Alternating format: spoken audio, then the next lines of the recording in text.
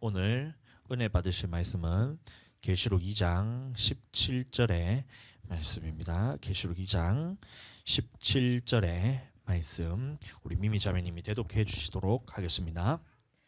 귀 있는 자는 성령이 교회들에게 하시는 말씀을 들을지어다. 이기는 그에게는 내가 감추었던 만나를 주고 또 흰 돌을 줄 터인데 그 돌 위에 새 이름을 기록한 것이 있나니 받는 자 밖에는 그 이름을 알 사람이 없느니라. 아멘. 자, 우리 다 같이 아멘 한번 해보겠습니다. 아멘. 자, 우리 안 하는 사람이 두 사람이 있었어요. 우리 다시 한번 아멘 한번 해보겠습니다. 시작. 자, 저기 지금 두 번째 줄에 이제 앉아 있는 그 딸내미와 제일 뒤에 있는 아들내미 하나가 지금 아멘 아직 안 하는 것 같아요. 자, 목사님 한번 보세요. 자, 제일 뒤에 있는 아가들. 자, 목사님 한번 보세요. 그 중간에 있는 민정이 어디 보고 있니? 민정이 목사님 보세요. 자리에 앉아서. 자, 그렇습니다. 자, 우리 지금 무슨 시간이냐면 하나님의 말씀을 듣는 시간입니다. 그러면 그 말은 뭐냐면 지금 이 시간은 하나님께서만 말씀하는 시간이란 거예요. 자, 다시 말하면 너희가 지금 떠들고 말하고 이러면 너희가 하나님이잖아. 너희가 하나님이야? 민정이 하나님이야? 민정이 하나님이에요? 아니지. 자, 그래서 이 시간 주님의 말씀 듣는 시간이니까 잘 한번 들어보세요. 어렵고 힘든 건 알지만 한번 잘 들어보세요. 자, 그렇게 저기 축복합니다. 자, 오늘 본문 말씀은 계시록 2장 17절 말씀인데 이게 계시록에 나오는 7교회 중에서 이 세 번째 교회로서 이 버가모 교회에 대해서 우리가 하나님의 말씀을 나누도록 하겠습니다.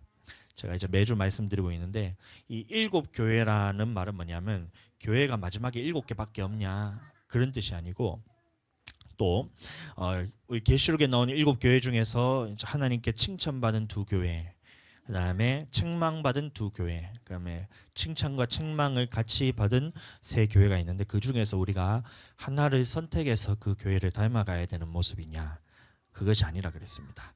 이 7교회라는 말은 뭐냐면 예수님이 승천하신 이후로부터 예수님이 다시 오시는 그때까지 있는 모든 교회들을 의미하는 겁니다. 그래서 이 말세에 나타날 모든 교회들의 형상을 대표해서 나타낸 것이 이 7교회고, 이 7교회에 하나님께서 우리에게 말씀하신 것은 뭐냐면 그 7교회가 천국에 들어갈 자격이 이러이러하다라는 말씀을 우리에게 주신 것이고, 우리는 이 자격을 갖출 때에 천국에 가는 것이라 말씀드렸습니다. 자, 그리고 이 천국에 들어갈 수 있는 자격은 어려운 것이 아니다. 쉽기 때문에 우리에게 말씀하신 것이다. 예수님이 하시는 모든 말씀은 우리가 어렵고 지키기 힘든 것이라서 말씀하신 것이 아니라 이것은 지키기 쉬운 것이고 모든 사람이 할 수 있기 때문에 우리에게 말씀하신 것이다. 그래서 우리는 이 천국에 들어갈 자격을 갖추는 것이 굉장히 중요합니다. 자, 그래서 오늘 이 버가모 교회에서는 먼저 예수님이 어떤 모습으로 나타나셨을까요? 말씀 한번 읽어주시겠습니다. 버가모 교회의 사자에게 편지하라. 좌우에 날성검을 가지신 이가 이르시되. 예수님께서 어떤 모습으로 나타나셨냐면 좌우에 날선검을 가지신 분이라 이래 말하고 있어요. 자, 계시록 2장 12절에서는 좌우에 날성검을 가지셨다 했는데 1장 16절의 말씀 한번 읽어주시겠습니다. 그의 오른손에 7별이 있고 그의 입에서 좌우에 날성검이 나오고. 네, 예수님의 모습에서 좌우에 날성검을 가졌다 했는데 이 좌우의 날성검이 어디서 나오고 있냐면 예수님의 입에서 나오고 있다는 겁니다. 자, 그러면 다시 말하면 예수님의 입에서 나오는 이 좌우 날선검이라 말하고 있는데, 그럼 이 좌우 날선검이 무엇이냐? 히브리서 4장 12절 말씀입니다. 하나님의 말씀은 살아있고 활력이 있어 좌우의 날선 어떤 검보다 예리하여 혼과 영과 및 관절과 골수를 찔러 쪼개기까지 하며 또 마음의 생각과 뜻을 판단하나니. 다시 말하면 좌우의 날성검이 예수님의 입에서 나온다 했는데 히브리서에서 보니까 하나님의 말씀이 이 좌우의 날선 어떤 검보다 예리한 검이라 말하고 있어요. 다시 말하면 예수님이 어떤 모습으로 오셨냐면 예수님이 말씀으로서 우리에게 선포하시는 자다 이렇게 우리에게 말하고 있다는 겁니다. 자, 그래서 히브리서 4장 12절의 말씀 보시면 이 하나님의 말씀은 우리의 혼과 영과 및 관절과 골수를 찔러 쪼개기까지 하며 마음과 생각의 뜻을 판단한다 이렇게 말하고 있어요. 그러니까 하나님의 말씀을 들으면 우리는 생각이 변화되고 마음이 변화되고 내 영이 변화되고 살아나고 영적인 상태가 죽었던 나의 영이 살아나고 육신도 변화되고 살아나는 역사가 나타나는 거예요. 여러분들, 우리의 영혼을 살릴 수 있는 유일한 것은 뭐냐면 하나님의 말씀밖에 없습니다. 하나님의 말씀 아니고서는 우리의 영혼이 살아나지 않아요. 우리 하나님의 말씀이 선포될 때 그것을 듣기만 해도 내 영혼이 살아나는 역사가 나타난다는 겁니다. 하나님의 말씀이 내 생각에 들어가게 되면 내 생각이 살아나요. 지금 나의 생각은 예수님 믿기 전에는 어떤 생각을 갖고 있냐면 하나님과 반대되고 대적되는 생각을 갖고 있지만 하나님의 말씀이 내 생각에 딱 들어가는 순간 있던 이 생각을 쪼개버립니다. 그래서 하나님의 말씀으로서 살아납니다. 하나님의 말씀이 내 마음에 생기면 어떻게 되냐면 내 마음은 예수님 믿기 전에는 어떻게 상태냐 하면 하나님을 대적하고 하나님의 말씀에 불순종하는 상태예요. 하기 싫은 상태입니다. 그런데 이 하나님의 말씀이 내 마음에 심겨지면 하나님의 앞에서 마음이 새롭게 변화가 되는 거예요. 아, 말씀 들어보니까 이 말씀대로 살고 싶은 마음이 계속 생기는 겁니다. 하나님의 말씀이 내 영에 심기게 되면 어떻게 되냐면 내 영혼이 지옥 갈 수밖에 없던 이 상황이 하나님 앞에서 천국 갈 삶으로 변화된다는 거예요. 그래서 혼과 영과 및 관절과 골수를 찔러 쪼개고 생각과 마음의 뜻을 다 판단하시는 하나님께서 그것을 말씀으로 깨뜨려서 새로운 사람으로서 생명의 사람으로서 천국 갈 사람으로서 바꾸어 준다 이래 말하고 있는 겁니다. 그 좌우의 날성검을 누가 가지셨냐? 예수 그리스도께서 가지셨다는 거예요. 좌우의 날성검이라는 것이 왼쪽 오른쪽에 칼을 한 자루씩 드는 게 아니고 칼이 보면 이제 날이 한쪽에만 있는 게 있잖아요. 식칼 같은 거 보면 우리가 한쪽에만 있는데 중세 시대 영화 같은 거 보면 날이 이제 양쪽으로 되어 있는 양날검 있잖아요. 그렇게 날이 양쪽에 있는 이 검을 가셨던 거예요. 좌우의 날성검. 자, 근데 또 하나 좌우의 날성검의 의미는 무엇이냐면 예수님께서 심판하신다는 의미를 가지고 있어요. 요한복음 12장 48절. 나를 저버리고 내 말을 받지 아니하는 자를 심판할 리가 있으니 곧 나의 한 말이 마지막 날에 저를 심판하리라. 다시 읽어주세요. 나를 저버리고 내 말을 받지 아니하는 자를 심판할 리가 있으니 곧 나의 한 그 말이 마지막 날에 저를 심판하리라. 예수님이 하신 그 말씀이 마지막 날에 그를 심판한다 이렇게 말하고 있어요. 다시 말하면 예수님의 말씀이 예수님의 입으로부터 나오는 말씀이 좌우의 날성검과 같은데 이것을 이 땅에서는 우리가 하나님의 말씀을 들을 때 그것이 어떻게 되냐면 내 생각과 내 마음과 영과 혼과 관절과 골수와 생각과 마음을 다 찔러서 쪼개서 새롭게 변화시키는 역할을 하는데 이 하나님의 말씀을 듣고 받지 아니하는 자들은 어떻게 되냐면 마지막에 예수님의 입에서 나오는 이 검이 그 사람을 심판한다는 얘기예요. 그러니까 살아가는 동안에 예수님의 입에서 나오는 말씀대로 순종하지 않고 저버리는 삶을 살게 될 때는 마지막 때에 하나님이 어떻게 나타나시냐면 예수님이 어떻게 나타나시냐면 그 말씀으로서 심판하는 사람으로서 나타나게 될 것을 의미하고 있다는 거예요. 여러분들, 그분이 바로 예수님입니다. 예수님께서 버가모 교회에 나타나셔서 좌우의 날선검을 가지신 이라고 이제 말하고 있는데 그 말이 뭐냐면 첫 번째는 우리에게 하나님의 말씀으로서 내 영과 혼과 생각과 마음 이것을 다 찔러 쪼개서 하나님 앞에서 변화시키는 분이 예수님이다 이 말씀이고 또 하나는 뭐냐면 마지막 때에 다시 오실 때는 심판의 주로서 말씀을 가지고 심판하시는 분이 바로 예수님이라는 거예요. 그럼 우리는 어떻게 해야 되겠어요? 당연히 이 땅에 살면서 말씀에 순종하는 것이 훨씬 더 좋은 것입니다.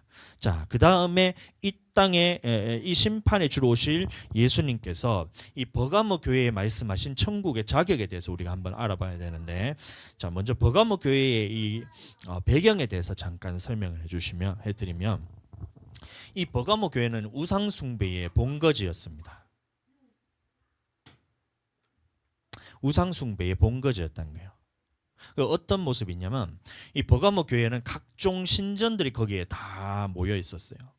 그리스 로마 신화에 나오는 그 제일 대빵 신이 누구죠? 제우스잖아요. 제우스 신전도 거기 있고, 그 다음에 아테나 신전, 전쟁의 신인 아테나 신전, 그 다음에 술의 신전, 이런 것들이 다 거기 있었어요. 그 다음에 아스클레피우스라는 신의 신전이 있었는데, 이게 무슨 신이냐면 의술의 신입니다. 의술, 그 의사하는 그 의술의 신인 아스클레피우스 신전이라는 이 신전이 있는데, 여러분들 우리가 이것은 주변에서 쉽게 볼 수가 있어요. 여러분들 아스클레피우스라는 말은 처음 듣겠지만 제가 말하면 여러분들 많이 봤다는 것을 느낄 수가 있는 게, 이 아스클레피우스라는 이 사람의 신안을 보면 어떤 이제 이야기가 나오냐면, 이 사람이 병자들에 취하고 있는데 이 죽은 사람들도 다 이제 돌보고 있었어요.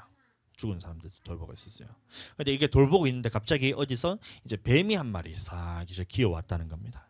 그때 어떻게 했냐면 그 아스클레피우스라는 그 사람이 놀래가지고 자기가 잡고 있던 지팡이로 뱀을 때려가지고 죽여버려요. 근데 이 뱀이 죽었는데 잠시 후에 어떤 또 다른 뱀이 나타나더니만 입에 약초를 이렇게 물고 이제 그 뱀이 나타나더니만 죽은 뱀이 약초를 딱 놨다는 거예요. 그러니까 어떻게 됐겠어요? 그 죽었던 뱀이 다시 살아났다는 겁니다. 그래서 이것을 보고 이 아스클레피우스라는 이 사람이 이 약초를 죽은 사람의 입에다가 딱 갖다 대니까 이 사람이 살아났다는 이런 신화가 있어요. 자, 되게 웃기죠? 웃긴데, 근데 주변에 우리가 이제 그 흔히 볼 수 있는 심볼 중에 하나 뭐가 있냐면 아스클레피우스의 지팡이라는 심볼이 있어요. 그게 어디 쓰이냐면 앰뷸런스 이런 데 보시면 지팡이 하나 있는데 뱀이 이렇게 감고 있는 거 여러분들 보셨어요? 병원에 가보면 지팡이에 이렇게 뱀이 이렇게 떼굴떼굴 해가지고 이렇게 있는 그 심벌을 여러분들 많이 봤을 겁니다. 그게 뭐냐면 히포크라테스 선서라고 할 때 의사들이 그 앞에서 선서를 하는 거예요. 자기가 생명을 살리는데 내가 목숨 바치겠다 하면서 그런 선서를 하는데, 거기 나오는 그 심벌이 뭐냐면 아스클레피우스의 지팡이 심벌입니다. 마귀 같은 짓이죠. 근데 아무튼 이제 각종 신전이 모여 있었던 곳이 이 버가모라는 곳인데, 그것 때문에 이제 예수님께서 계시록 2장 13절에 말씀하시는데 이 버가모에 대해서 이래 말씀하십니다. 내가 어디에 사는지를 내가 아노니 거기는 사탄의 권자가 있는데라. 예, 그래서 버가모 지역을, 교회가 아니고 버가모 지역을, 이 도시를 예수님께서 뭐라고 얘기하고 있냐면 사탄의 권자가 있는 곳이다라고 말하고 있는 겁니다. 사탄의 권자가 있는 곳이라고 말하고 있는데, 그 중에서 어떤 인물이 나타나냐면 안디바라는 사람이 있어요. 계시록 2장 13절. 내가 내 이름을 굳게 잡아서 내 충성된 증인 안디바가 너희 가운데 곧 사탄이 사는 곳에서 죽임을 당할 때에도 나를 믿는 믿음을 저버리지 아니하였도다. 예, 안디바라는 사람이 이 버가모 교회에 있었다는 겁니다. 근데 이 사람에 대해서 성경에서 우리가 안디바를 찾으면 여기 한 구절밖에 없어요.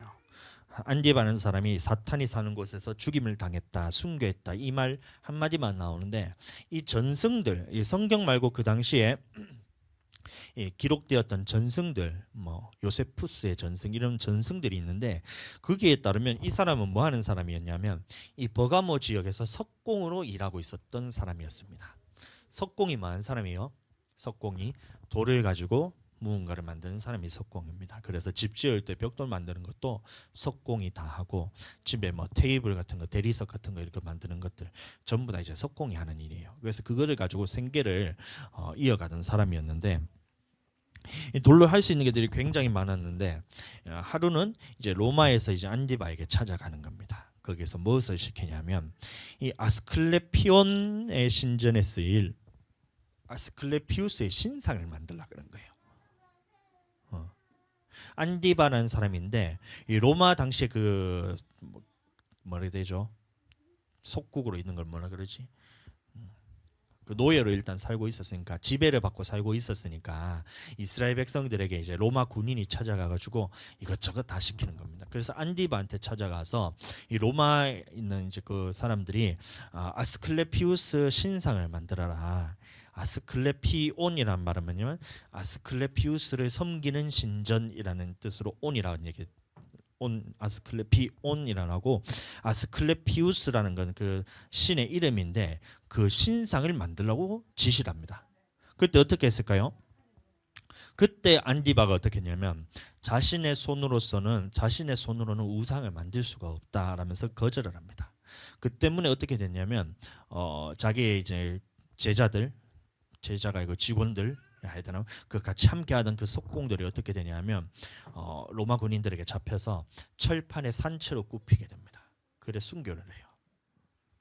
그 모습을 보고 안디바가 너희 가운데 곧 사탄이 사는 곳에서 죽임을 당할 때도 믿음을 저버리지 않았다라고 말하고 있는 겁니다.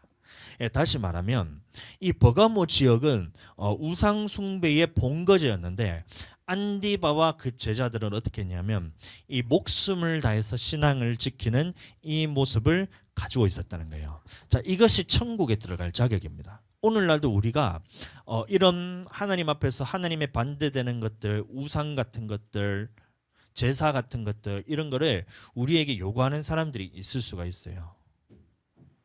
앞으로 다니엘서도 보면 마지막 때에 대해서 어떻게 기록하고 있냐면 두 짐승이 나타나서 예수님을 믿는 사람들은 며칠은 다 죽이는 환란에 들어가게 된다는 말씀을 하고 있고 계시록도 마찬가지로 7번째 인이 떼어질 때에 아니죠. 7번째 나팔이 불릴 때 예수님이 재림하시기 바로 직전에 두 짐승이 나타나서 짐승의 우상에게 경배하게 하는 그 사건이 나타난다는 거예요. 이의 그림자로서 이 안디바가 어떻게 해야 우리가 믿음이 천국 갈 수 있는지 믿음인지에 대해서 예표로서 우리에게 나타나셨던 거예요. 그때는 짐승에게 우상에게 절하지 않고 경배하지 않는 사람은 며칠은 다 죽임을 당하게 됩니다. 불에 굽혀 죽든 칼에 찔려 죽든 톱으로 썰려 죽는 건 저는 별로 안 하고 싶지만 그렇게 죽든 목을 졸라줬든 이렇게 해서 예수님은 믿는다는 고백만 해도 그 안에서 다 죽임을 당하게 되는데 안디바는 어떻게 되냐면 하나님의 말씀을 지키는 것 때문에 철판에 굽혀서 죽게 되는 거예요. 우리도 마찬가지. 마지막 때가 되면 이런 어떤 한 지도자가 나타나서 온 세계를 통치하면서 예수님을 믿고 하나님의 말씀을 지키는 사람은 며칠은 다 죽이는 그 환란 때에 이런 죽음에 다 넘겨줄 때 그러면 우리는 어떻게 해야 될까요? 목숨을 다해서 신앙을 지켜야 된다는 거예요. 이게 천국에 들어갈 자격이라는 겁니다. 굉장히 어려울 것 같지만 여러분들 그것은 잠시 잠깐입니다. 저번 주에도 누구였죠? 그 이름 갑자기 생각이 안 나노. 폴리캅이 죽을 때도 전혀 두려워하지 않고 하나님 앞에서 이 잠시 잠깐의 고통은 1시간만 하면 끝나지만 그 이후에 있는 고통은 영원토록 지속되니까 어느 것이 더 고통이 견디기 쉽겠어요? 당연히 이 땅에서 1시간 정도 고통은 그것은 견딜 수 있는 것입니다. 대신에 그 초점을 어디에 바라보느냐에 따라서 우리가 달라지는데 많은 사람들이 세상에 살아가면서 이 땅에 살아가다 죽으면 끝이다라는 생각을 가지고 살아갑니다. 그러나 하나님의 말씀은 이 땅에서 살아가는 그 세상이 끝나는 순간 우리는 영원한 세계에 들어가게 되는데 그곳은 천국 아니면 지옥이에요. 믿고 안 믿고는 그 다음 문제. 이게 있냐 없냐가 중요한데 성경에서 있다고 하기 때문에 그 말씀은 반드시 우리에게 이루어질 것입니다. 그래서 천국 아니면 지옥에서 살게 될 것인데 그러면 어떻게 해야 우리가 천국 갈 수 있냐? 목숨을 가지고 하나님 앞에서 말씀을 지키는 것과 예수 그리스도를 믿는 것 때문에 핍박을 받더라도 목숨까지도 아끼지 아니하고 지킬 때 우리는 천국에 들어갈 수 있다는 겁니다. 지금 우리에게 주어진 상황은 하나님의 말씀을 지키는 것 때문에 목숨을 버리지 않아도 돼요. 그러니까 그 말씀이 뭐냐면 지키지 않아도 천국 간다는 말씀이 아니고 이때에 하나님께서는 살려두셔서 그 말씀을 지킬 수 있도록 회개할 기회를 우리에게 계속 주신다는 거예요. 하나님의 말씀을 우리가 지키는 것 때문에 목배임을 당하진 않지만 하나님의 말씀을 불순종한다고 해서 바로 지옥으로 보내시지 않잖아요. 그 말이 뭐냐면 살아있는 동안에는 계속해서 이것을 돌이킬 기회를 주시는 것이고, 그 살아있는 동안에 돌이키지 않아야 하면 마지막 때는 예수님이 좌우에 나의 성 검을 가지고 너를 심판하시겠다, 이 말씀을 여러분들 들으셔야 됩니다. 이해가 되시죠? 자, 그래서 우리는 이 목숨 걸고 우리가 말씀을 지키는 데 살아야 됩니다. 자, 그런데 이 버가모 교회에 책망할 것이 있었다 그랬는데, 계시록 2장 14절 말씀 한번 보겠습니다. 그러나 내게 두어 가지 책망할 것이 있나니 거기 내게 발람의 교훈을 지키는 자들이 있도다. 발람이 발락을 가르쳐 이스라엘 자손 앞에 걸림돌을 놓아 우상의 제물을 먹게 하였고 또 음행하게 하였느니라. 행음하게 하였습니다. 자, 그러나 내게 두 가지 책망할 것이 있는데 무엇이 있냐면 발람의 교훈이라는 말이 나옵니다. 발람의 교훈. 자, 그래서 이 발람의 교훈을 알기 위해서는 이 민수기에 나오는 발람의 이야기에 대해서 우리가 잘 알아야 되는데, 이 발람이 누구냐면 이제 선지자입니다. 선지자고, 또 한 인물이 나오는데 발락이라는 왕이 나옵니다. 발람은 선지자고 발락은 왕입니다. 발락 이거 맨날 헷갈리는데, 발람은 선지자, 발락은 모압의 왕입니다. 근데 이 모압에 있는 왕이 있는 발락이 이제 어떤 상황이냐면 주변에 있던 아모리라는 나라도 있고 바산이라는 나라도 있었는데, 이 두 나라가 이스라엘하고 싸우다가 전쟁에 져서 거의 멸망받다시피 합니다. 그 다음에 이제 모압 평지에 이제 이스라엘 백성들이 진치고 있는 상황에서 이 발락이 어떻게 하냐면 이스라엘에 대한 두려움에 빠지게 되는 거예요. 자, 그래서 부른 사람이 발람인데, 왜 불렀냐면 이 이스라엘을 저주하면, 그때 당시에는 이제 전쟁하기 전에 막 신들에 접신하는 사람들에게 해가지고 전쟁에 대해 승패에 대해서 알기도 하고 어떻게 해야 이기냐에 대해서 저주하기도 하고 막 이렇게 하기도 합니다. 그래서 이 발람이라는 선지자를 불러서 이스라엘을 저주해서, 이스라엘을 저주하면 이 모압이 이스라엘과 전쟁했을 때 이길 수 있을 거라 생각하고 이제 발람을 부르는 거예요. 자, 그래서 어떻게 불렀냐면 이 당시 모압에 있는 이 지도자급에 있는 고위 관료들을 발람에게 보냅니다. 예물을 들고 이렇게 보내는 거예요. 민수기 22장 7절. 모압 장로들과 미디안 장로들이 손에 복채를 가지고 떠나 발람에게 이르러 발락의 말을 그에게 전하며. 예, 그때 하나님께서 발람에게 임하셔서 이렇게 말씀을 하십니다. 하나님이 발람에게 이르시되 너는 그들과 함께 가지도 말고 그 백성을 저주하지도 말라. 그들은 복을 받은 자들이라. 예, 하나님께서 뭐라 말씀하셨냐면 이 발람에게 이 모압에 있던 그 발락 왕과 고위 관료들이 예물을 가지고 왔었을 때 하나님께서는 뭐라 말씀하셨냐면 그들과 함께 가지도 말고 그 백성을 저주하지도 말라, 이래 말하고 있어요. 자, 그러면 하나님의 말씀이 있다면 거기서 스톱하셔야 돼요. 여러분들, 내 생각이 있고 내 살아온 이런 경험이 있고 나의 환경이 있고 이런 것들이 있는데, 근데 이 상황이 있고 나름의 이유가 있어요. 그런데 그럼에도 불구하고 하나님께서 말씀하시면 스톱해야 됩니다. 이게 중요한 거예요. 여러분들, 하나님께서는 뭐라 말씀하셨냐면 그들과 함께 가지도 말고 그 백성을 저주하지도 말라라고 말씀하셨어요. 이게 뭐냐면 하나님의 말씀이란 거예요. 그럼 발람은 어떻게 해야 됐어야 되냐면 그 사람들과 함께 가지도 말아야 되고 그 이스라엘을 저주할 생각도 하지 말아야 됩니다. 이게 맞는 거예요. 스톱하셔야 된다는 겁니다. 아멘. 그래서 처음에 발람은 귀족들을 돌려보냅니다. 근데 돌려보내니까 발락이 그 다음에 어떻게 했냐면 더 많은 예물과 더 높은 고관들을 불러서 발람을 다시 부릅니다. 민수기 22장 15절. 발락이 다시 그들보다 더 높은 고관들을 더 많이 보내매. 예, 이렇게 됐단 거예요. 처음에는 조금 높은 고관들하고 조금 예물 보냈는데 한 번 돌려보냈더니만 발락이 어떻게 하냐면 더 높은 고관들과 더 많은 예물을 보내는 거예요. 그러니까 이때에 마귀가 어떻게 틈타냐면 발람에게 틈을 타서, 야, 이 부분에 대해서 자꾸 내가 이렇게 밀당을 잘하면 야, 떼부자 되겠구나, 부자 될 수 있겠구나, 이 생각을 가진 거예요. 욕심이 나는 거예요. 자, 한번 보겠습니다. 그때 발람이 뭐라 말하고 있냐면 처음에 대답할 때는 사람들에게는 어떻게 되냐면 너희가 은금을 내게 가득 채워준다 할지라도 여호와의 말씀에 더하거나 빼지를 못한다라고 이렇게 얘기를 합니다. 발람이 굉장히 그럴듯한 말이지만 그 다음에 말씀을 보시면 어떤 말씀이 나오는지 한번 보세요. 민수기 22장 19절 말씀 보겠습니다. 그런즉 이제 너희도 이 밤에 여기서 유숙하라. 여호와께서 내게 무슨 말씀을 더하실는지 알아보리라. 예.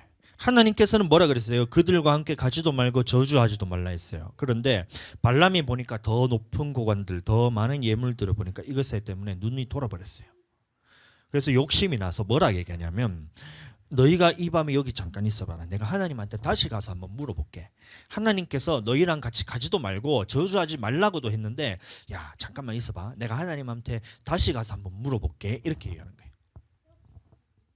하나님께서는 가지 말고 저주하지 말라 했는데 발람이 욕심이 나서 하나님께 다시 물으러 갔다 했어요. 이런 겁니다. 하나님의 말씀은 오늘날 이 성경을 통해서 다 우리에게 주어졌어요. 변개함이 없다 했습니다. 한 말씀도 그냥 땅에 떨어지는 일이 없다고 그랬어요. 그렇다면 이 모든 말씀들은 다 그냥 있는 그대로 전해야 됩니다. 받아들이고 이것에서 더하거나 빼거나 하지 않고 말씀이 그렇다면 스톱할 줄 알아야 돼요. 그런데 이렇게 했다는 겁니다. 우리가 하나님의 말씀에 주일 성수해야 됩니다. 11조 해야 됩니다. 제사 지내면 안 됩니다. 우리가 미워하는 거 하면 안 돼요. 이렇게 저희가 이제 말씀 안에서 선포하잖아요. 근데 주의 종은 그대로 선포하는 것이고 하나님께 다시 물을 필요가 없는 거예요.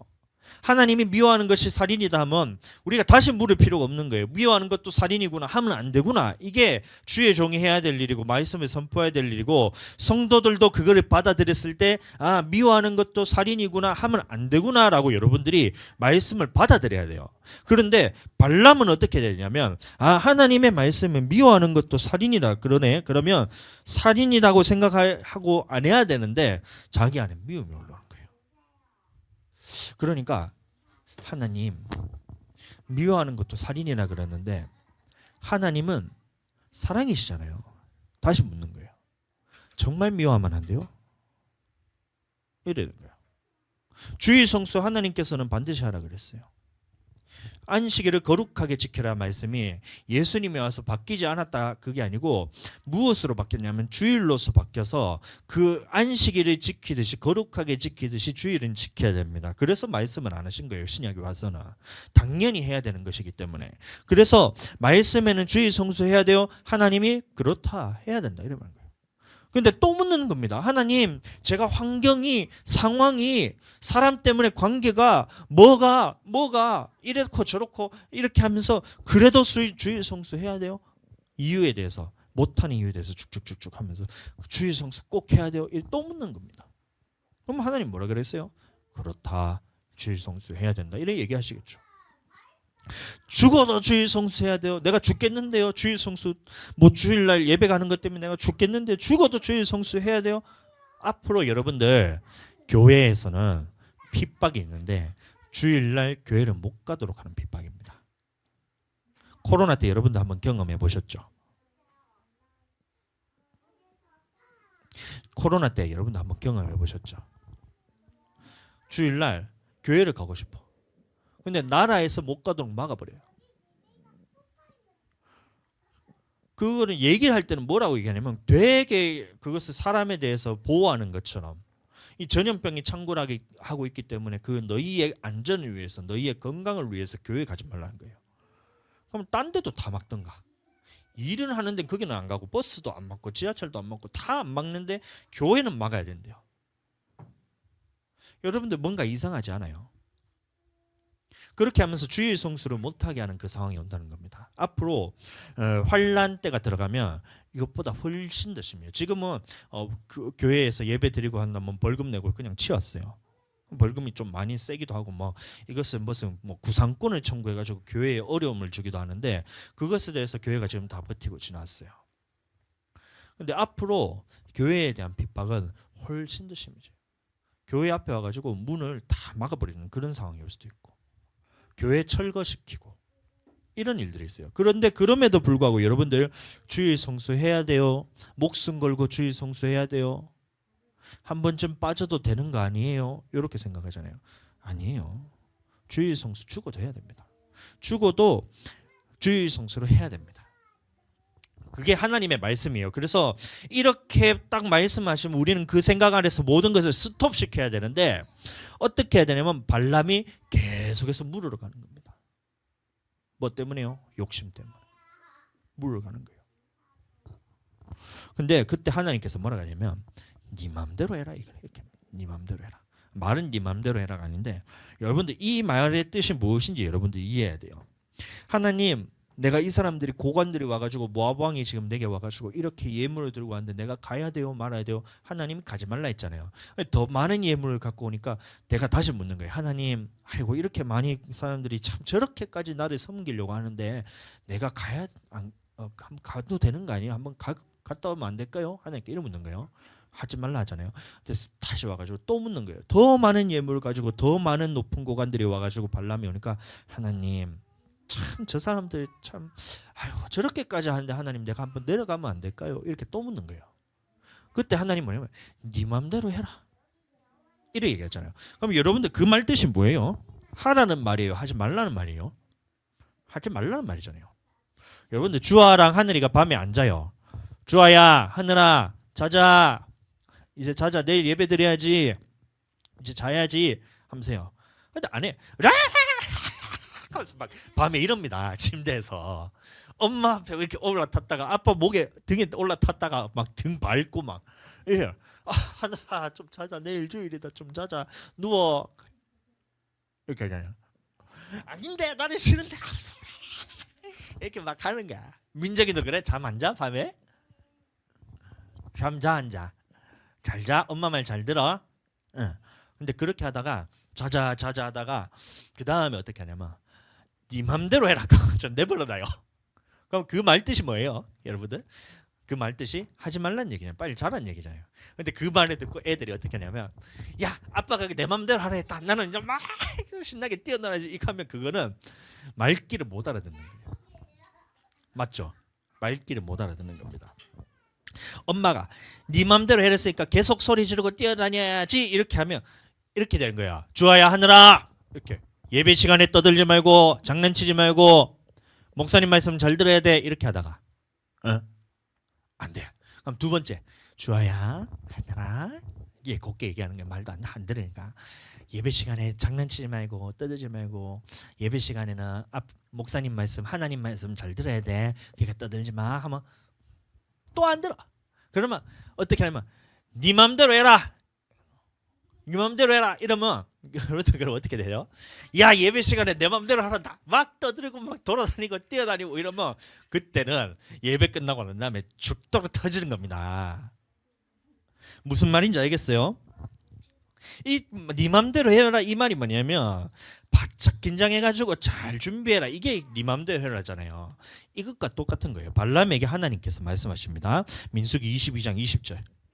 밤에 하나님이 발람에게 임하여 이르시되 그 사람들이 너를 부르러 왔거든 일어나 함께 가라. 이 말이 뭐냐면 하나님께서 발람이 처음에 하지 말라고 했잖아요. 같이 가지도 말고 저주하지도 말라 했는데 발람이 계속 하나님한테 묻는 거예요. 또 왔는데 제가 가면 안 될까? 이래 묻는 겁니다. 그때 하나님 뭐라 그러냐면 그 사람들이 너를 부르러 왔거든 일어나 함께 가라 이렇게 합니다. 이 말이 뭐냐면 네 맘대로 해라 이건 겁니다. 그러면 발람은 어떻게 하냐면 바짝 긴장하고 주님 내가 잘못했습니다. 주님의 말씀은 내가 듣고 순종했어야 됐는데 돌이켰어야 됐는데 주님 내가 다시 아이고 죄송합니다. 내가 안 그럴게요. 딱 하면 되는데 발람은 깨닫지도 못했어요.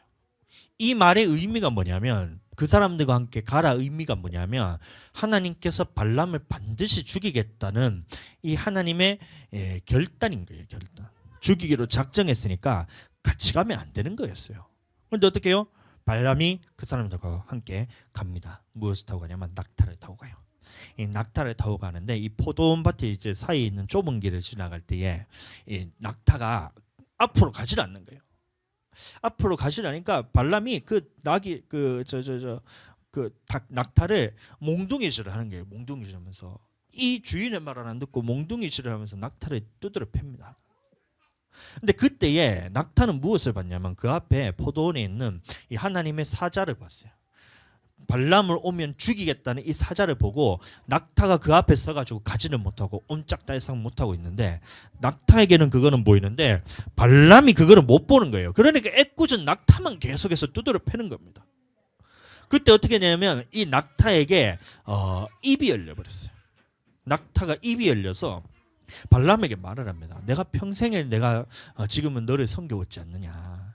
내가 한 번이라도 너를 이렇게 거역한 적이 있더냐. 발람이 없는데 이렇게 하는 거예요.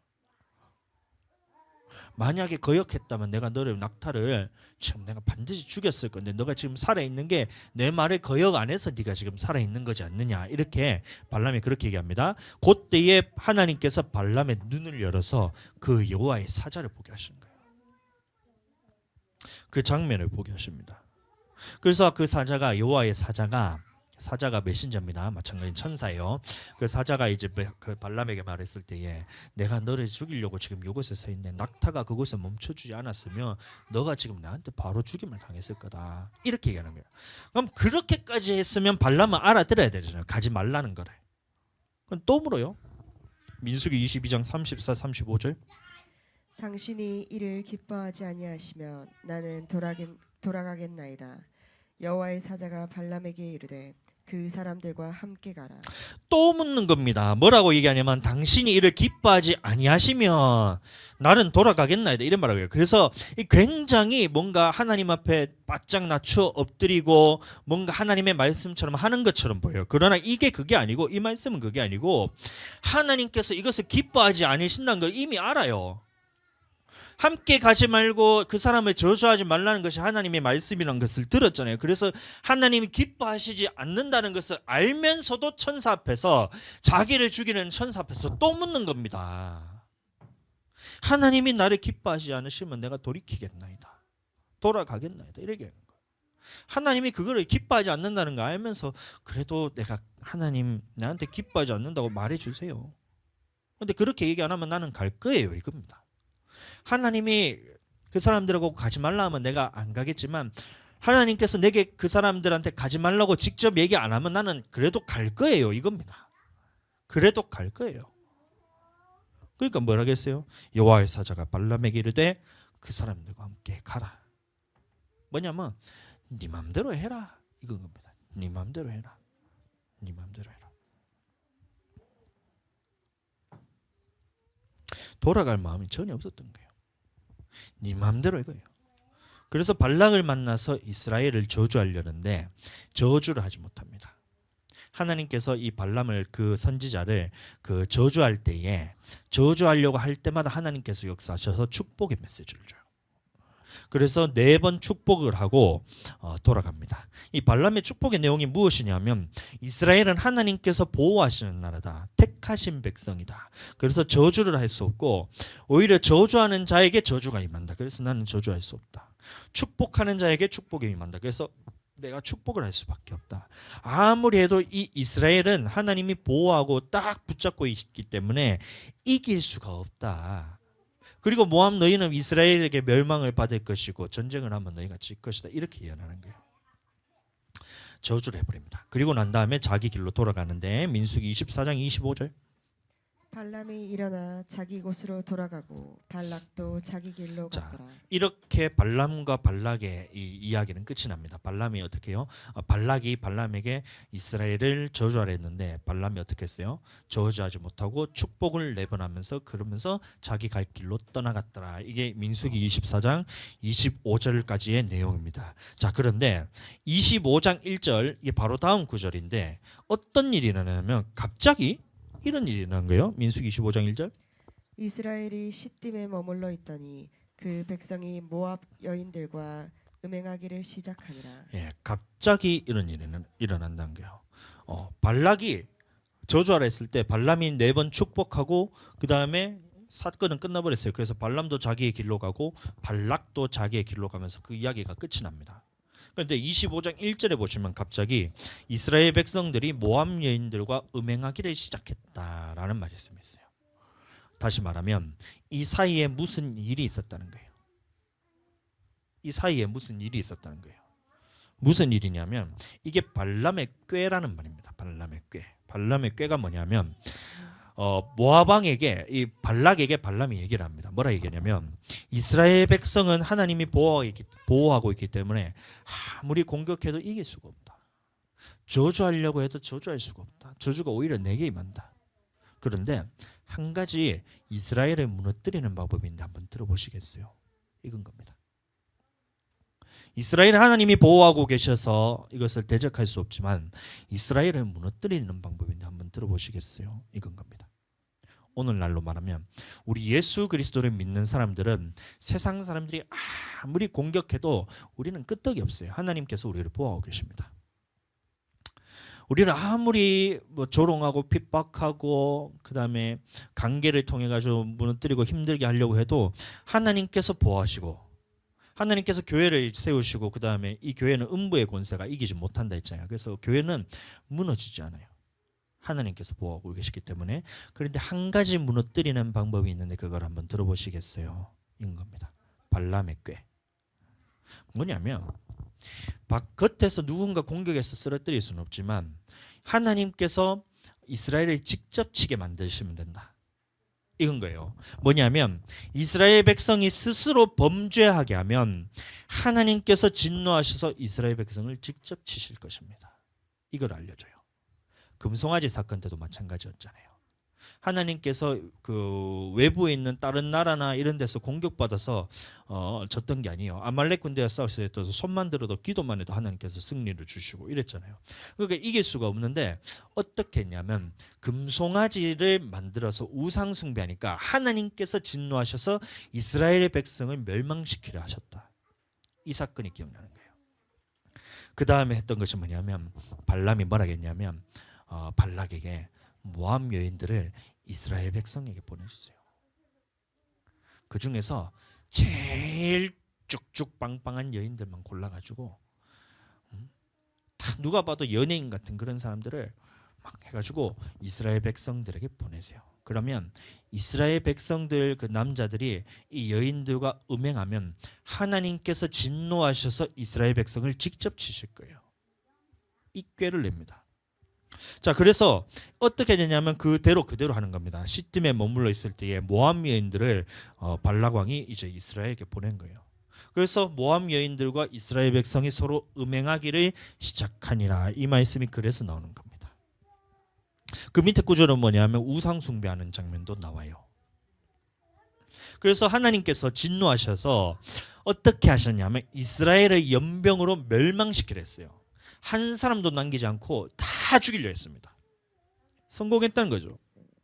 만약에 비느하스가 이 하나님의 질투하심으로 그 두 여인을 이스라엘 제사장이었습니다. 제사장과 모압 여인을 그 텐트에 들어가는 것을 보고 뒤따라가 가지고 두 사람 한꺼번에 창으로 찔러가 죽여버려요. 그게 뭐냐면 하나님의 질투하심으로 질투하셔서 그 하나님의 진노하심으로 그 사람을 심판하는 바람에 하나님의 그 진노가 누그러졌어요. 그래서 이것을 통해서 연병이 그쳤는데 그 연병으로 죽은 사람의 숫자가 24,000명이었어요. 가만히 나눴다면 이스라엘 전체가 멸망받을 뻔했는데 이 비느하스가 하나님의 질투심으로 질투하여서 죽임을 통해서 연병이 그쳤습니다. 이게 뭐냐면 발람의 교훈이었다는 겁니다. 계시록 2장 14절. 그러나 내게 두어 가지 책망할 것이 있나니 거기 내가 내게 발람의 교훈을 지키는 자들이 있도다. 발람이 발락을 가르쳐 이스라엘 자손 앞에 걸림돌을 놓아 우상의 제물을 먹게 하였고 또 행음하게 하였느니라. 아멘. 발람의 교훈이 이거였다는 거예요. 뭐냐면 이스라엘 백성들 앞에 죄를 갖다 놓는 겁니다. 죄짓게 만드는 거예요. 하나님 앞에 섬긴다면서 그 앞에는 무엇을 갖다 놓냐면 음행할 거리들을 갖다 놓는다는 거예요. 우상 숭배할 거리들을 갖다 놓는 거예요. 놓는다는 거예요.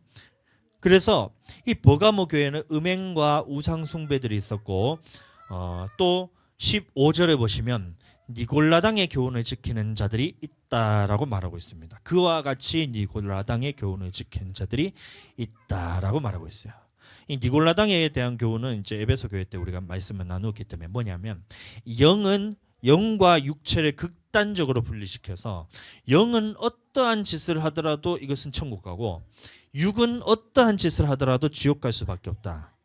자, 그러니까 육신으로 죄 짓는 것은 내 영의 구원과는 상관이 없다. 그러니까 이 땅에서 살면서 내 마음대로 살아라 이겁니다. 음행하고 싶으면 음행하고, 음란하게 살고 싶으면 음란하고, 게으르고 싶으면 게으르고, 우상 숭배하고 싶으면 우상 숭배하고, 사람 죽이고 싶으면 죽이고, 그다음에 뭐 도둑질하고 싶으면 도둑질하고, 이런 것들을 육신이 하는 것이기 때문에 이거는 영혼 구원과는 상관없기 때문에 네 맘대로 살아라. 이게 뭐냐면 니골라당의 교훈이었단 거예요.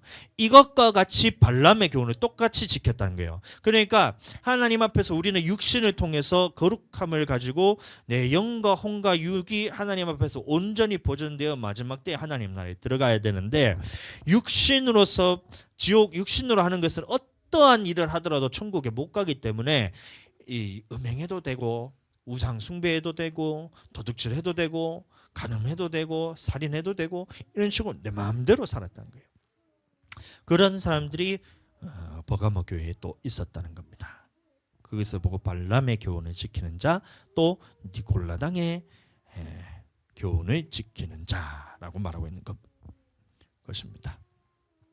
이런 사람들에게 하나님께서 말씀하십니다. 계시록 2장 16절. 그러므로 회개하라.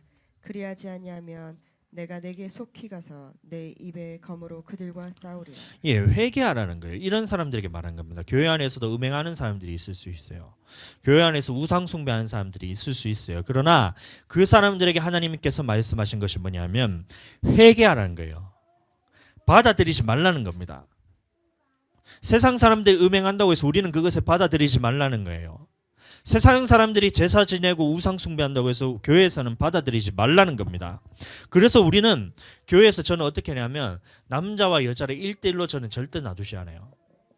남자와 여자가 둘이서만 있도록 저는 절대로 금지하고 있습니다.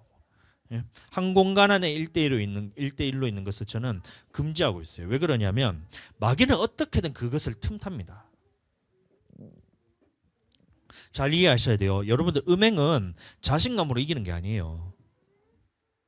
다윗이 얼마나 자신이 있었어요. 하나님 앞에서 마음에 합한 자라고 말할 만큼 하나님의 말씀에 그렇게까지 철두철미하게 복종하던 사람인데, 자기가 왕이 출전할 때에 출전하지 아니하고 옥상에서 거느릴 때 보니까 밧세바가 눈에 들어온 거예요. 다윗은 어떤 사람이에요? 하나님의 마음에 합한 사람이고 말씀에 죽기까지 복종하는 사람인데, 밧세바가 눈에 딱 들어오자 어떻게 되냐면 마귀가 그 가운데 틈탑을 했어요. 그러니까 이 여인이 아름다워 보여가지고 목욕하는 것을 보니까, 그러니까 궁으로 불러가지고 동침하고 그 남편의 계획에서 살인해버리고 그렇게 하잖아요. 어떻게 될지 몰라요. 나는 자신이 있다, 그거는 마귀가 주는 생각이에요. 그러니까 어떻게든 음행하는 것을 피해야 되는 겁니다. 그러니까 모든 말씀에서는 말씀을 가지고 싸워 이기라 돼 있는데, 음행에 대해서 뭐라 나오고 있냐면 음행을 피하라 돼 있어요. 피하라. 그래서 그 거리를 안 만들기 위해서 우리 교회에서는 어떻게든 남자와 여자가 한 공간에서 1대1로 있도록 안 합니다. 그래서 양육할 때 저는 사모님 끼고 양육하는 거예요. 둘이서 양육하다가는 무슨 일이 일어날지 몰라요. 둘이서 일어난다는 그 얘기가 아니고, 마귀는 그것을 보고 어떻게든 틈타게 합니다. 남편들에 대해서 그걸 안 믿는 사람들이 그거 보면 뭐라 하겠어요. 목사님하고 여성도가 맨날 둘이 앉아가지고 방에 들어가가지고 뭐 하는지 모르겠다 이렇게 보면 그때부터는 교회가 풍비박산이 나는 겁니다. 차만 델다 줘도 사람들이 그렇게 얘기하잖아요. 어떤 목사님이 예전에 성도가 있었는데 성도들을 양육하고 난 다음에 집에 델다 준 것도 아니에요. 밑에 가가지고 안녕하고 배웅하는데 그것을 보고 다른 사람들이 보더니만, 야, 저 목사 불륜이네, 소문이 났었어. 야, 진짜 어떻게 그렇게 마귀 같은 짓을 하는지 몰라요. 차 타고 뒷좌석 안 채우고 앞좌석 태웠다고, 목사님 저 여자 집사한테 마음 있는 거 아니야? 이런 소문이 나고. 그게 너무 많아요. 저는 그런 거리를 안 만들고 싶어요. 교회가 아무리 이렇게 막 성장을 하잖아요. 막 성장을 해요. 성장을 하다가 그런 일이 한번 터지잖아요. 그러면 교회는 완전히 짜갈라집니다. 풍비박산이 나버려요. 콩가루가 돼버려요. 그래서 저는 그 거리를 안 만들고 싶어서 개척 때부터 저는 남자 여자가 1대1로 어디 한 공간 안에 있는 것을 저는 금지했어요. 저는 사역하면서부터 한 번도 저는 이제 다른 여인들과 그 1대1로 어디 만남을 가지고 이런 거를 해본 적이 없어요. 여러분들 왜 그러냐면 이런 부분에 대해서 저는 허락을 하지 않고 싶기 때문에, 하나님 앞에서 우리 교회를 보호하고 싶기 때문에 그런 겁니다. 앞으로 청년들이 우리 교회로 오고 그렇게 하잖아요. 그렇다 할지라도 저는 그 부분에 대해서는 금지할 겁니다. 뭐 세상에서는 그렇게 얘기할 수 있어요. 남자와 여자가 그렇게 동시에 있는 게 그렇게 해야 마음도 생기고 막 그렇게 하지. 여러분들 그거를 세상적인 기준을 가지고 오시면 안 됩니다. 마음은 제일 마지막에 가는 거예요. 결혼하기 위해서 연애할 때 보면 마음이 있어야 뭐 연애를 하지 이렇게 하잖아요. 그거 세상적인 거짓말입니다. 마음은 제일 마지막입니다. 어떻게 해야 되냐면 제일 먼저 이 사람과 내가 하나님 앞에서 하나 되어서 하나님이 원하는 믿음의 분량까지 자라날 수 있는 그것을 보는 거예요.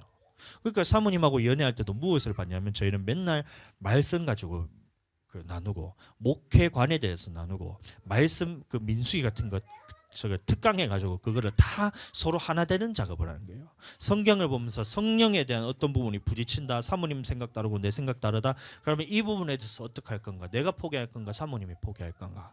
사모님이 포기하시고 지금 우리 교회로 왔잖아요. 왜냐하면 성경적으로 제가 그 부분에 대해서는 맞았기 때문에. 또 다른 부분에 대해서는 어떻게 성경적으로 맞는가 이렇게 해서 모든 부분에 있어서 믿음이 하나님의 보셨을 때 둘이 합하여 하나가 되어서 하나님 나라에 들어갈 만한 이 사람이 내 사람이 맞는가, 짝지어 주신 사람이 맞는가 아닌가를 보고 난 다음에 연애를 하는 겁니다. 마음은 제일 마지막이에요. 마음이 제일 마지막. 이 불타는 마음 가지고 그렇게 막 연애만 하다가 결국에는 어떻게 돼요? 그 마음은 언젠가 3개월만 지나면 다 식잖아요. 그동안 뭘 해야 되냐면 예배라는 말이 나왔으니까 잠깐만 아가들, 자 집중하지 마세요. 하나님의 말씀에 집중하지, 애기들한테 집중하지 마세요. 집중하지 마시고 저한테 집중해주세요. 그렇게 해서 연애하는 동안에 뭘 하냐면 자기들이 이 감정이 올라오는 거 이것을 밀당하면서 이것을 즐겨요. 음욕인지도 모르고. 근데 이게 3개월이 지나고 딱 없어져요. 그러면 어떤 사람은 결혼할 때까지도 그것이 있다가 결혼하다가 좋아하는 감정만 가지고 있는데 이것이 딱 사라져버려요. 그럼 그때부터 뭘 하냐면 하나님의 말씀으로 하나 되는 이것이 없는 사람들은 어떻게 되면 그때부터 싸움이 있기 시작합니다. 남녀 간의 갈등이 거기서 일어나는 거예요. 저는 이렇게 사람들을 결혼과를 그렇게 안 하고 싶어요. 왜냐하면 결혼도 이거 마찬가지로 하나님 앞에서 하나님의 부르심 따라서 하는 것이기 때문에 만약에 남편이 제로라면 여러분들이 100이 되셔야 돼요. 그래서 둘이 합하여서 하나가 되어서 온전히 하나님 앞에 신앙생활하면서 드려질 때에 남편이 그것을 따라오거나 아니면 여러분들 그 부분에 대해서 끝까지 돌이키지 않는다면 여러분들 그것을 하나님 앞에서 맡겨드려야 됩니다. 맡겨드려야 돼요. 그렇게 되고 하나님이 그래서 이제 저는 우리 이제 한식 형제나 아니면 조경남 형제님이 우리 교회 와서 함께 신앙생활했으면 좋겠어요. 그래야 여러분들의 부족한 분량을 이 믿음의 분량들은 남편을 통해서 채울 수 있습니다. 남편이 집에서 보면 되게 답답하잖아요. 안 그래요? 아내들이 안 답답해요, 남편들. 남편 하는 그 꼬라지를 보면 그 막 입대 가지고 잔소리를 얼마나 하고 싶은지 몰라요. 근데 중요한 건 남편도 여러분들 보면 똑같이 생각하고 있어요. 답답하게. 근데 맞춰서 살아가는데 다른 건 아니고 하나님의 말씀 믿음의 분량이 있어서는 이것은 양보하지 않고 여러분들이 주도권을 딱 잡고 있어야 돼요.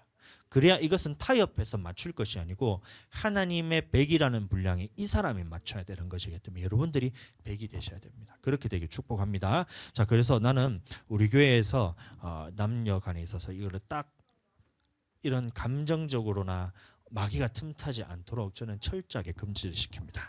그 다음에 우상 숭배하지 마라. 이것도 부지런히 제가 전하는 거예요. 제사 드리지 말라는 거예요. 제사 참석하지 말라는 말씀 제가 계속 드립니다.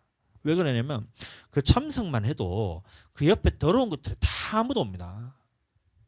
귀신이 들락달락거리면서 그것을 사람들을 해코지 하려고 사람의 마음 가운데 그렇게 해코지 하는데 그걸 말라가요. 뭐하러 가요? 저는 예수님 믿고 난 다음에 저기 뭐라 그러죠? 성묘 무덤 깎는 그거 뭐라 그러나 벌초도 한번 안 따라갔어요.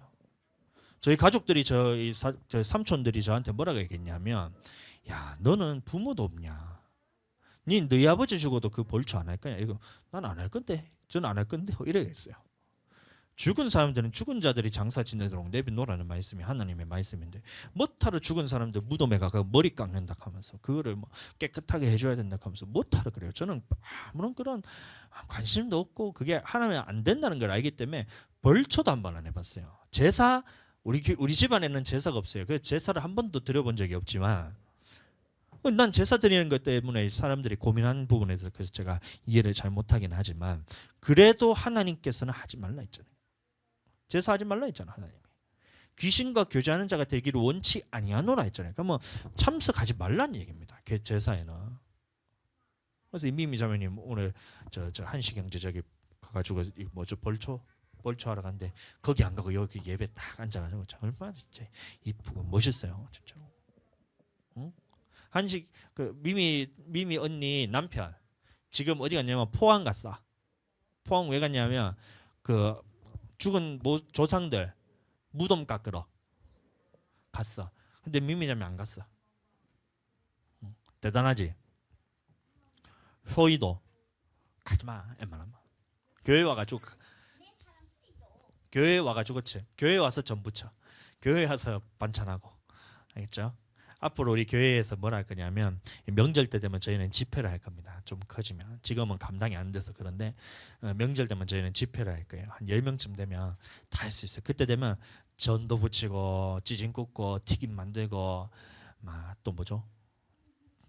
명절날 뭐 만들어 먹노? 하나는 기억이 잘 안 난다. 새우튀김 이런 거 엄청 맛있게 먹었던 기억 나는데 그다음에 이쑤시개 끼어가는 그 뭐죠? 그거 전 하여튼 그런 것도 교회에서 같이 만들어 먹어요. 못하러 그 귀신 섬기는 그 음식은 만들라 그래요. 교회 와서 우리 성도들하고 같이 먹는 게 훨씬 좋지. 아시겠죠? 그렇게 될 거니까 그때 여러분들 지금은 내가 그 부분에 대해서 이기지 못하는 부분에 대해서 지금 하지 말라고 얘기는 하지만 그렇게 할 거라고 별로 생각도 안 해요. 기도 안 하는데 어떻게 그걸 이기겠어요? 기도하면 그것을 이길 수가 있습니다. 회개하고 받아들이지 말라는 게 계속해서 그래서 전하는 겁니다. 제사 드리지 마라, 음행하지 마라, 그럼 남녀 붙어 있지 마라. 이걸 계속 전하는 게 왜 그러냐면 천국의 자격이기 때문에 그런 거예요. 남자 여자가 한 1대1로 붙어 있지 말라는 건 뭐냐면 그 남자 여자가 둘이 같은 공간에 있으면 지옥 간다 그 뜻이 아니고 이 마귀에게 틈을 주지 말라라는 말로 여러분들 이해하게 되기를 축복합니다. 얼마나 마귀가 이거를 사람들을 진짜 치밀하게 그거를 계획을 짜가지고 사람을 무너뜨리는 줄 몰라요. 목사님 사모님들 중에서도 성도들하고 상담하다가 눈 맞아가지고 이혼하고 이런 경우도 있어요. 음행하고 이런 경우도 있어요. 목사님들도 성도들하고 이렇게 만나가지고 음행하는 경우도 있지만 사모님들 중에서도 남성도들하고 만나가지고 막 음행하고 바람피다가 이혼하는 경우도 굉장히 많아요. 그럼 어떻게 돼요? 끊어버리셔야 돼요. 완전히 끊어버리셔야 돼요. 만나지도 못하게 하고 처음에는 그냥 만나지도 못하게 하고 이렇게 하는데 계속 숨어서 만나고 이러다가 그렇게 하다가 결국에는 이혼하고 이러잖아요. 왜 그래요? 틈을 줘서 그래요. 저는 이 틈을 주지 않기를 원합니다. 그래서 우리 교회는 이런 부분에 대해서 철저하게 지킨다는 거 여러분들 아시고 혹시 저한테 상담하고 싶으신 분들이 있더라도 사모님한테 상담하세요. 웬만하면. 사모님이 뭘 능력이 있겠어, 사모님이 뭘 말씀을 알겠어 하면서 상담 안 해 이렇게 하지 마시고 사모님이 저와 똑같습니다. 저보다 더 뛰어난 부분들이 훨씬 많아요. 저는 상담하면 정답만 가르쳐줘요. 남자들은 보통 상담을 하면 정답을 가르쳐줍니다. 이건 이래야 되고 저건 저래야 된다. 근데 사모님은 어떻게 하냐면 얘기를 하면서 다 들어주면서 그냥 듣기만 하는데 또 그 문제가 해결되는 이런 역사가 나타나요. 얼마 전에 진우션 션 있잖아요. 션 인터뷰하는 장면 나왔어요. 그 뭐냐면 아내랑 싸울 때가 있냐 없냐 이렇게 물어보는 거예요. 싸울 때가 있다. 그러면 싸우는 게 아니고 의견이 부딪힐 때가 있냐 없냐 있다는 거예요. 근데 이게 처음에는 이제 얘기를 하다가 기다려준다는 거예요. 아내를 기다려주는데 아내가 끝까지 바뀌지 않고 계속 그 생각을 주장하면 어떻게 하냐 이렇게 했을 때 션이 뭐라고 얘기했냐면 대답이 진짜 엄청 대단하다고 뭐라고 얘기했냐면 그러면 그 아내 말이 맞다 이거는 거예요. 의견이 부딪혀가지고 처음에는 기다리다가 안 되는데 끝까지 아내가 고집하면 어떡하냐 이래 물었을 때 션이 뭐냐면 그러면 아내 말이 맞는 거다 이렇게 얘기하더라고. 마찬가지입니다. 사모님도 얘기를 하다 보면 상담을 해보잖아요. 상담하고 저하고 대화를 해보잖아요. 그럼 얘기만 하다 보면 이게 막 술술술 풀리는 그런 역사가 나타납니다. 저와는 달라요. 저는 말씀대로 이거는 이렇고 저거는 저렇고 이렇게 해야 되고 저건 저렇게 해야 되고 이렇게 할 때는 이런 결과가 나타나고 저렇게 하면 저런 결과가 나타난다. 그러니까 우리는 이렇게 해야 된다 하면서 막 이게 제 스타일이잖아요. 사모님은 그렇게 안 하시고 얘기만 슬슬 들어주다가 한번 툭 던지고 얘기 슬슬 하다가 툭 던지는데 문제가 해결돼요. 저한테도 그렇게 하는 모습들을 볼 때 충분히 여러분들 할 수 있습니다. 그러니까 상담할 때 저한테 하지 마시고 웬만하면 사모님한테 가시고 그것도 안 되면 사모님하고 저하고 둘이 같이 불러가지고 그래가지고 상담하시고 그렇게 하시길 축복합니다. 왜요? 마귀에게 틈을 주지 않기 위해서. 그래서 이 천국의 자격을 갖추는 자들에게 주시는 이 복에 대해서 우리가 한번 나누어 보겠습니다. 계시록 2장 17절. 귀 있는 자는 성령이 교회들에게 하시는 말씀을 들을지어다. 이기는 그에게는 내가 감추었던 만나를 주고 또 흰 돌을 줄 터인데 그 돌 위에 새 이름을 기록한 것이 있나니 받는 자밖에는 그 이름을 알 사람이 없느니라. 아멘. 그래서 어떤 복을 주시냐면 하나님께서 두 가지를 주시는데 감추었던 만나를 주고 또 흰 돌을 준다라고 말하고 있어요. 그래서 이 감추었던 만나를 사람들이 뭐라 얘기하냐면 만나를 뭐라고 했냐면 구약에서도 신약에서도 마찬가지로 여호와의 입에서 나오는 모든 말씀이라 생각하는 거예요. 아닙니다, 여러분들. 여기서 감추었던 만나는 뭐냐면 이 땅에서 우리에게 주는 하나님의 말씀이 아니고 천국에서 먹고 살 양식을 하는 겁니다. 이 땅에서 우리에게 뭔가 숨겨진 메시지를 우리에게 주실 것이다 이렇게 얘기하는 거예요. 사람들이 이기는 그에게는 감추었던 만나를 준다니까 하나님께서 이 말씀의 비밀을 열어주시는구나. 그러니까 우리가 이 말씀을 지킬 때는 하나님의 말씀을 더 열어주시는구나, 더 열어주시는구나, 더 열어주시는구나 이렇게 하면서 이 감추었던 만나를 이 땅에서 먹게 될 어떤 하나님의 말씀으로 생각합니다. 여러분들 그게 아닙니다. 이것을 뭔가 비밀로서 생각하게 된다면 여러분들 이단에 빠지는 거예요. 누가 이렇게 얘기하냐면 안상홍이 그렇게 얘기해요. 하나님의 교회 안상홍이 어떻게 얘기하냐면 이 감추었던 만나가 뭐냐면 하나님께서 어떤 특별한 사람에게 알게 해주신 비밀이다 이러면서 계시록 5장에 나오는 7인에 대한 것의 비밀이다 이러면서 자기의 말을 전합니다. 감추었던 만나는 그게 아니에요. 뭐냐면 누구에게 준다는지 한번 앞에 말씀 보시면 이기는 그에게는 감추었던 만나를 준다 했잖아요. 그러면 이것은 언제 주게 될 것이냐면 마지막 천년왕국 후에 마귀가 잠시 놓였을 때에 그 마귀가 대적해서 이기고 또 이 땅에서 우리가 살아가면서 하나님의 말씀을 가지고 이긴 사람들이 마지막 때에 천국에 들어갔을 때 우리에게 주는 것이 바로 감추었던 만나란 거예요. 그게 이 땅에서 받는 만나가 아니란 거예요. 그러니까 신명기에 나오는 또 마태복음에서 나오는 너희가 떡으로만 살 것이 아니고 여호와의 입에서 나오는 모든 말씀으로 살 것이니라 이 만나가 아니란 거예요. 요한복음에서 하늘로서 내려온 산떡 그리고 너희에게는 이 하늘로서 내려오는 산떡 내가 주는 떡을 먹는 자마다 영생을 얻는다는 이 하나님의 말씀으로서 만나가 아니란 거예요. 이 감추었던 만나는 그냥 감추었던 만나라고 여러분들 그냥 그렇게 이해하셔야 돼요.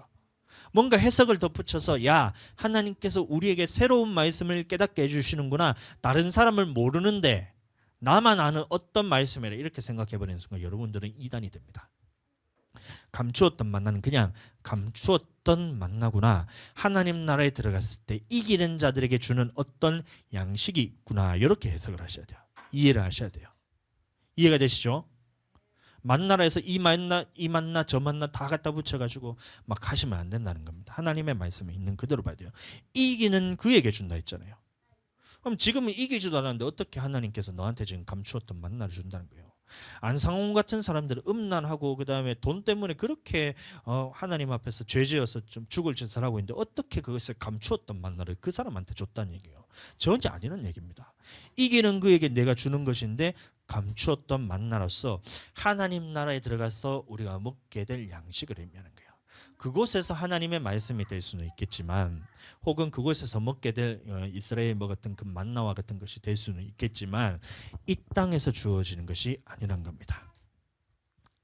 이해가 되시죠? 감추었던 만나는 그냥 감추었던 만나를 하나님 나라에 들어가서 받게 되구나 이렇게 생각하셔야 돼요. 안상홍이 그렇게 뭐 자기가 비밀을 깨달아서 계시록의 뭐 5장의 7인의 비밀이 감추었던 만나다 이런 여러분들 뭐라 하시면 되냐면 개코락해라 하면 돼. 개코락해라.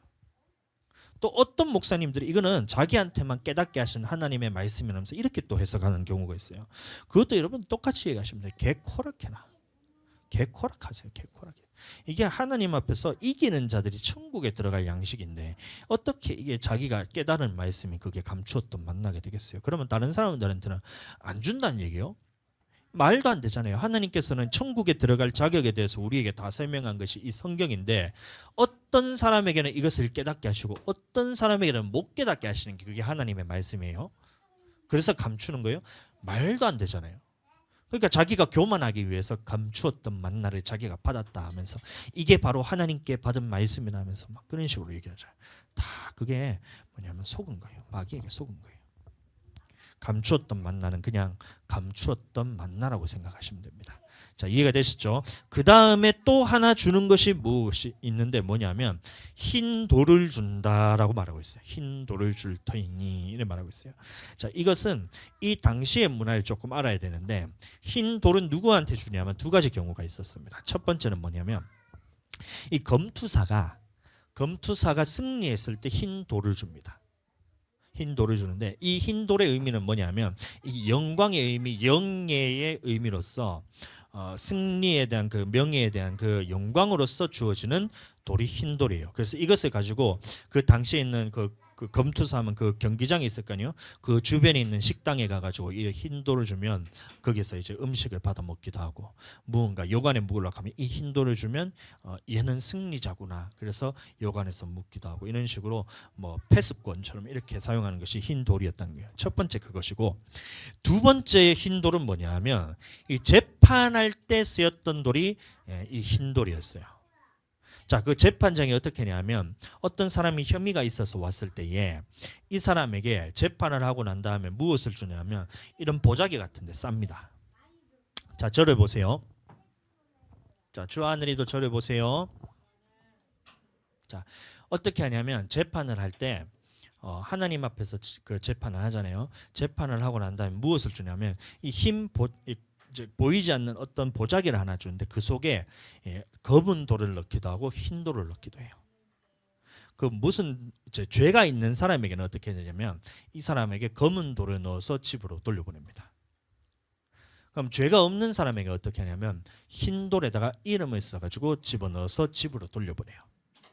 자, 이런 문화가 있어요. 자, 그래서 그 사람이 집으로 가면서 궁금해서 이거를 열어보면 안 되고 반드시 어디 가서 열어봐야 되냐면 집에 도착해서 이것을 열어봐야 된다는 겁니다. 그래서 집에 도착해서 열어봤는데 검은 돌이 있다 이러면 이제 나는 이제 심판받구나 하면서 이제 달달달 떨면서 그렇게 기다리면 되고 집에 갔는데 보자기를 딱 열었는데 돌이 흰 돌이 들어있고 이름이 써져 있어요. 그럼 이 말이 뭐냐면 이 사람은 그 재판하면서 무죄로 선고받았다라는 이 의미로서 흰 돌을 준다는 거예요. 자, 이해가 되시죠? 자, 그러면 이때의 흰 돌은 뭐냐면 죄가 사함받았다, 무흠하다, 무결하다, 무죄다 이것을 의미하는 거예요. 자, 다시 이런 배경을 가지고 계시록 2장 17절 우리 다시 한번 보겠습니다. 귀 있는 자는 성령이 교회들에게 하시는 말씀을 들을지어다. 이기는 그에게는 내가 감추었던 만나를 주고 또 흰 돌을 줄 터인데 그 돌 위에 새 이름을 기록한 것이 있나니 받는 자밖에는 그 이름을 알 사람이 없느니라. 예, 흰 돌을 준다 돼 있어요. 그럼 흰 돌을 누구에게 주냐면 이기는 자에게 흰 돌을 준다 했는데 이것이 뭐가 기록됐냐면 새 이름이 기록되어 있다는 거예요. 예. 그리고 이 돌은 어디 가서만 확인할 수 있다 했어요? 집으로 돌아가서 확인하는 것처럼 우리가 천국에 들어갔을 때에 이 흰 돌에 대해서 확인할 수 있고 거기서는 무엇이 쓰여 있냐면 새 이름이 적혀 있다는 거예요. 새 이름이 적혀 있다는 겁니다. 근데 그것은 받은 사람만 알 수 있다는 것은 뭐냐면 우리가 천국에 가기까지는 그 이름에 대해서는 알 수 없지만 천국에 들어가서는 어떤 이름으로 살게 되냐면 김동수로서 살게 되는 것이 아니라 천국에서 불리게 될 이름을 흰 돌에 써서 우리에게 주셨다는 거예요. 그리고 이 돌을 받은 자는 천국에 갔을 때 마지막에 보자기를 딱 열었을 때 그 흰 돌에 써 있는 이름을 내가 받게 될 것이라는 겁니다. 우리는 천국에서 그 이름을 가지고 살게 될 거예요. 소위는 베트남에 있었을 때는 이름이 뭐였어요? 부이티 꾸인이었잖아요. 부이티 꾸인. 부이티 꾸인. 그래서 꾸인이 이렇게 하잖아. 근데 한국에 와서는 강소희 이렇게 이름을 받았잖아요. 그것처럼 천국에 가서도 하나님께서 소희한테 이름을 줄 것을 요 돌에다가 흰색 돌에다가 소희가 아니고 그 이름을 천국에서 살 이름을 딱 적어가지고 지금 주려고 기다리고 있는 거예요. 김미미 마찬가지입니다. 미미 자매님이 우리나라에서는 이름이 김미미입니다. 영어로 뭐죠? 응? 엘리. 그러니까 영어로는 엘리해서 그 이름이 엘리지만 천국에 가서 살게 될 때는 그 이름이 쓰여 있던 거예요. 돌에 쓰여 있던 거예요. 근데 누구만 알 수 있냐면 그 쓴 사람하고 그다음에 그것을 받은 사람만 알 수 있어요. 그 재판장도 마찬가지로 재판할 때 흰 돌에 이름을 쓸 때 그 이름을 그 죄가 있는지 없는지 누가 알 수 있어요? 이 쓴 사람은 알 수 있잖아요. 재판장이 알 수 있고 또 하나는 뭐냐면 집에 가서 그것을 받은 사람은 알 수 있듯이 이 이름에 대해서 누가 알 수 있냐면 하나님만 알고 계세요. 그리고 그것을 가서 천국에 가서 열었을 때 그 당사자만 알 수 있던 거예요. 그래서 흰 돌을 줄 터인데 그 돌 위에 새 이름을 기록한 것이 있나니 받는 자밖에는 그 이름을 알 사람이 없느니라 이렇게 말하고 있어요. 다시 말하면 천국에 들어가게 해주겠다 이 얘기인 겁니다. 이기는 그 얘기. 여러분들 천국에 다시 만날 때 서로의 이름을 확인하면서 자기소개 그때 하기를 바래요. 여러분들 아시겠죠? 이 땅에서 우리가 처음 뵙겠습니다. 김동수 목사입니다. 이렇게 했는 것처럼 천국에 가서 자기 이름을 가지고 또 우리가 거기서 자기 소개를 하면서 그곳에서 살게 될 거예요. 이해가 되세요? 이기는 그 얘기예요. 어떻게 우리가 이길 수 있어요? 오늘 버가모 교회를 통해서 배웠는데 하나님의 말씀을 지키는데 목숨을 걸고 지킬 때에 그때 하나님 나라에 들어갈 수 있고 또 하나는 뭐였어요? 발람의 교훈 그 다음에 니골라당의 교훈을 버리고 회개한 자 다시 말하면 육신의 것을 따라가지 않고 하나님의 성령에 주시는 인도하심을 따라 살아가는 자 죄에 대해서 버린 자 이런 사람들이 천국에 들어갈 자격입니다. 여러분들 모두 그 자격을 갖추게 되시기를 예수님 이름으로 축복합니다.